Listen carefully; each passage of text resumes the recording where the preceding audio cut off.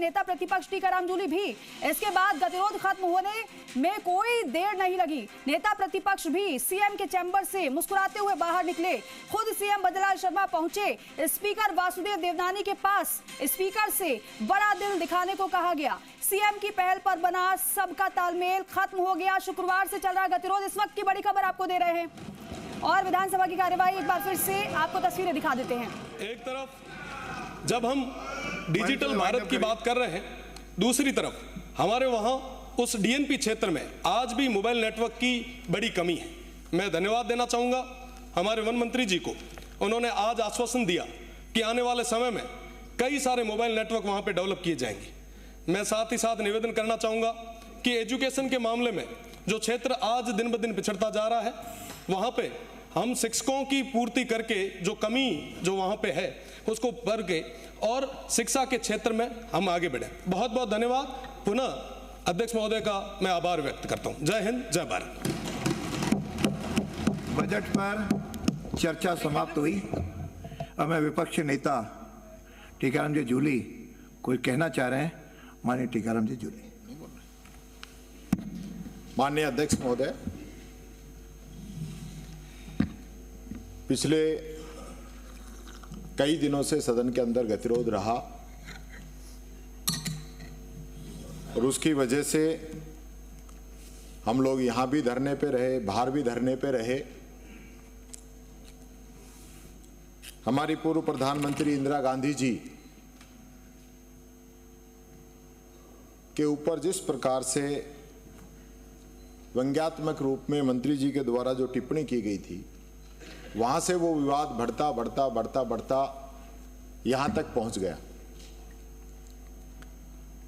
लेकिन मैं धन्यवाद देना चाहूंगा सदन के नेता को कि जिन्होंने आज इस गतिरोध को समाप्त करने के लिए वार्ता की और हमें बुलाया। मैं शिकायत भी करना चाहूंगा सदन के नेता महोदय से भी कि यही वार्ता आप चाहते तो आज से 4 दिन पहले हो जाती। हमें न तो यहाँ सोना पड़ता न बाहर सड़कों पे रहना पड़ता। क्योंकि मैंने उस दिन भी कहा था माननीय अध्यक्ष जी कि क्षमा बड़न को चाहिए छोटन को उत्पाद। सत्ता में जो लोग रहते हैं, आप मुख्यमंत्री हैं, इस सदन के नेता हैं और माननीय अध्यक्ष जी तो मालिक हैं ही यहाँ के। हम सब लोग आप लोगों से बाहर नहीं हैं। हम सब लोगों से मिलके ही ये सदन बनता है और यही इसकी खूबसूरती है। और मैं उन सदस्यों को भी धन्यवाद देना चाहूँगा सत्ता पक्ष के कि जिन्होंने हमारी कमी को महसूस किया कि भाई बिना विपक्ष के तो मज़ा नहीं आ रहा। इसके लिए मैं सत्ता पक्ष को धन्यवाद देना चाहूँगा, क्योंकि कुछ बातें ऐसी होती हैं कि बिना एक दूसरे के वो सब चीजें अधूरी है। मैं 2 लाइनें कहना चाहूंगा कि आओ मिलकर ढूंढ ले कोई वजह, कि आओ मिलकर ढूंढ ले कोई वजह एक होने की। यूं बिखरे बिखरे न तुम अच्छे लगते हो न हम।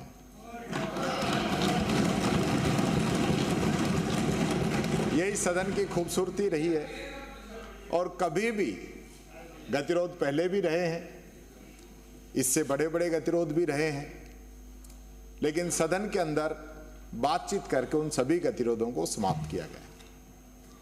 मैं यहां यह भी कहना चाहूंगा कि हमारे माननीय सदस्य गोविंद सिंह डोटासरा जी की जो आसन के प्रति उनका जाना हुआ, या जब सदन नहीं चल रहा था उनके द्वारा जो टिप्पणी की गई वो आसन की गरिमा के अनुरूप नहीं थी।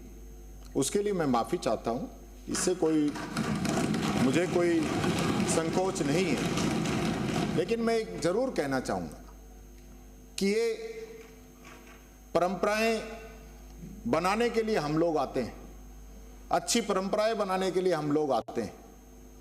जब भी कोई गतिरोध शुरू हो, मैं अध्यक्ष जी से निवेदन करना चाहूँगा, अध्यक्ष जी आप मालिक हैं, आसन सर्वोपरि है।